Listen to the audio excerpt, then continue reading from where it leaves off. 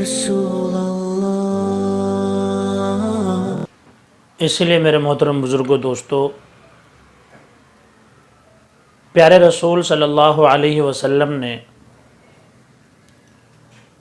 جتنے بھی ہمیں مسنون دعائیں، مسنون کلمات سکھائے ہیں، وہ بہت ہی بہترین ہیں، اور ہماری زندگی میں ان کو لینا ہمارے لیے بے حد ضروری ہے۔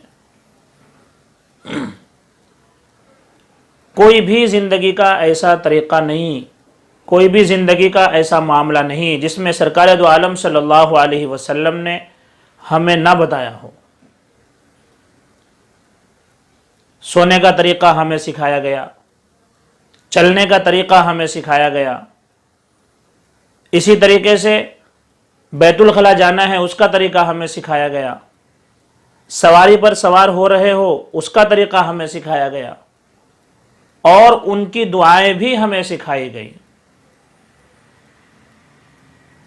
اور بہت سی مرتبہ ایسا ہوتا ہے کہ اللہ رب العالمین ان دعاؤں کی برکت سے ہماری جان کی، ہمارے مال کی حفاظت فرماتے ہیں۔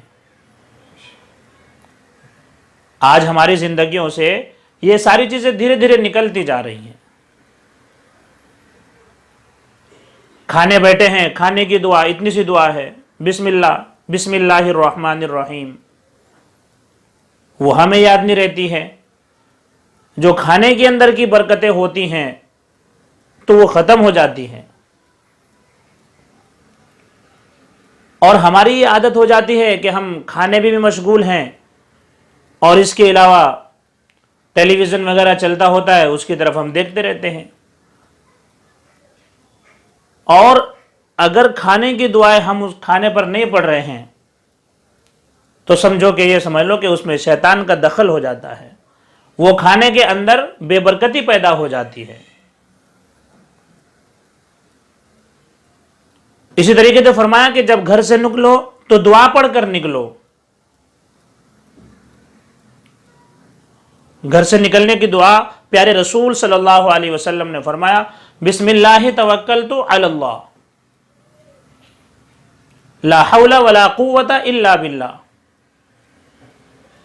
اتنی چھوٹی چھوٹی سی دعائیں ہیں جو ہمیں سکھائی گئی، بتائی گئی، اور ان کے اتنے اچھے نتیجے ہوتے ہیں، اور اتنی ان کی وجہ سے ہماری حفاظتیں ہوتی ہیں کہ میں اور آپ ان کا اندازہ نہیں کر سکتے۔ بھئی آدمی گھر سے نکل رہا ہے کاروبار کے لیے، بچے نکل رہے ہیں اسکول کے لیے، عورتیں نکل رہی ہیں اپنا کام کاج کے لیے یا بازار کے لیے، تو اگر آدمی ان دعاؤں کو پڑھ لے تو کتنی ساری اللہ تعالیٰ کی رحمتیں اور برکتیں اس کے ساتھ میں ہو جاتی ہیں۔ تو پیارے رسول صلی اللہ علیہ وسلم نے ہر جگہ پر امت کو راستہ دکھایا، اور ایسے بہت سارے واقعات گزرے ہیں کہ انسان دعا پڑھ کے نکلتا ہے، حادثہ ہوتے ہوتے انسان بچ جاتا ہے، اللہ تعالیٰ ان دعاؤں کی برکت سے اس کی مدد فرما دیتے ہیں۔ ایسے بھی واقعات آتے ہیں۔ تو اس لیے ہم اپنی زندگیوں میں ان مسنون دعاؤں کو اور ان کلمات کو لیں۔ آدمی بازار میں ہے، چوتھا کلمہ پڑھنے کا حکم پڑھ لے، لا الہ الا اللہ وحدہ لا شریک لہ لہ الملک ولہ الحمد یحیی ویمیت۔ کتنا ٹائم لگتا ہے انسان کو پڑھنے میں؟ حدیث شریف میں فرمایا سرکار دو عالم صلی اللہ علیہ وسلم نے کہ بازار میں اگر انسان اللہ کا ذکر کر لے یا اس کلمے کو پڑھ لے تو فرمایا کہ ایسا ہے جیسا کہ اس کی ماں نے ابھی جنا ہو، سارے گناہ اس کے معاف ہو جاتے ہیں۔ سمندر کے جھاگ کے برابر گناہ ہو تو معاف ہو جاتے ہیں۔ تو اسی طریقے سے ہم اپنی زندگیوں میں ان مسنون کلمات کو لیں۔ سونے کے وقت میں آدمی سو رہا ہے، سونے کے لیے جا رہا ہے، بہت ساری چیزیں ہم مشغول ہو جاتے ہیں دوسری چیزوں میں، موبائل وغیرہ میں، یا ٹھیک ہے، لیکن جب ہم آخری وقت میں لیٹنے کا ارادہ کریں تو پھر ان مسنون چیزوں کو پڑھیں۔ بھئی قل یا ایھا الکافرون ہے، قل اعوذ برب الفلق ہے، قل اعوذ برب الناس ہے، سورۃ الفاتحہ ہے، اسی طریقے سے آیت الکرسی ہے،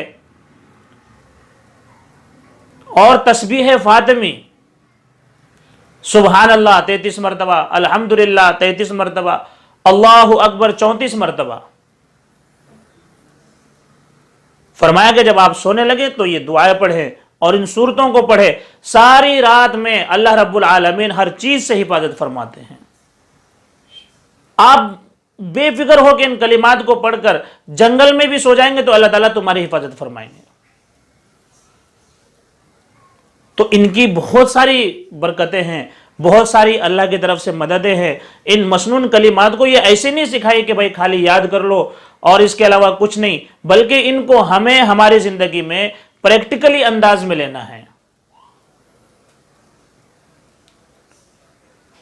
بیت الخلاء کے لیے جا رہے ہیں، حاجت کے لیے جا رہے ہیں، دعا ہے اللہم انی اعوذ بک من الخبث والخبائث. اتنی چھوٹی سی دعا اگر ہم پڑھ کے جا رہے ہیں تو ہر طریقے سے ہم جو بھی اس کے اندر شیاطین کے جو اثرات ہوتے ہیں اس سے اللہ تعالیٰ ہماری حفاظت فرماتے ہیں.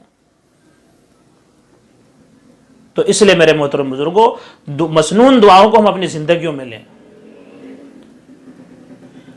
آدمی خالی ہے، چل رہا ہے تو کیا وقت گزرتا ہے، سبحان اللہ پڑھ لے، الحمدللہ پڑھ لے، بازار سے گزرتے ہوئے استغفار پڑھ لے. ایسے ہی خاموش رہنے سے اچھا ہے کہ وہ اپنی زبان کو اللہ کے ذکر سے تر و تازہ رکھے.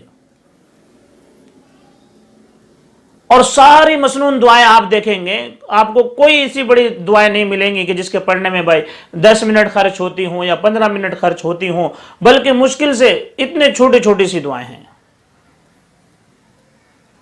اور فائدے ان کے بہت ہیں، فضیلتیں ان کی بہت ہیں، اور ان کے زندگیوں میں آنے سے اللہ کی طرف سے برکتیں بہت ہیں. تو اس لیے ہم کوشش کریں کہ بھائی کھانے کے وقت میں ہے تو کھانے کی دعائیں، سونے کے وقت میں ہے تو سونے کی دعائیں، سواری پر سوار ہو رہا ہے آدمی تو اس کی دعائیں، اسی طریقے سے بیت الخلاء میں داخل ہو رہا ہے تو اس کی دعائیں. تو جب ہم اپنی زندگیوں میں ان دعاؤں کو لیں گے تو اللہ تعالیٰ ہر طریقے کی آفات سے ہماری حفاظت فرمائیں گے. اور جو اس کی فضیلتیں ہیں اور جو اس کی برکتیں ہیں وہ اللہ تعالیٰ ہمیں عطا فرمائیں گے. اور یہ عموماً عام سی چیزیں ہیں، ہمیں بھی یاد ہوں، ہمارے بچوں کو بھی یاد ہوں، بڑوں کو بھی یاد ہیں، مکاتب کے اندر بھی سکھائی جاتی ہے، مدارس کے اندر بھی بتائی جاتی ہے. تو اس لیے ان کو اپنے ذہن میں بٹھانے کے بعد، یاد کرنے کے بعد ان کو پریکٹیکلی انداز میں ہم کریں. خالی ایسے یاد کر کے نہ چھوڑیں بلکہ اس کو کریں، اسی وقت پہ اس کو انجام دیں. تو میرے محترم بزرگوں، کوشش کرتے نا بھائی سب انشاءاللہ. اللہ تعالیٰ بھائی مجھے آپ کو سب کو کہنے سننے زیادہ عمل کی توفیق عطا فرمائے، اور پیارے رسول صلی اللہ علیہ وسلم کی زندگی کے مطابق اللہ پاک ہم سب کو زندگی بسر کرنے کی توفیق نصیب فرمائے. وآخر دعوانا الحمدللہ رب العالمین.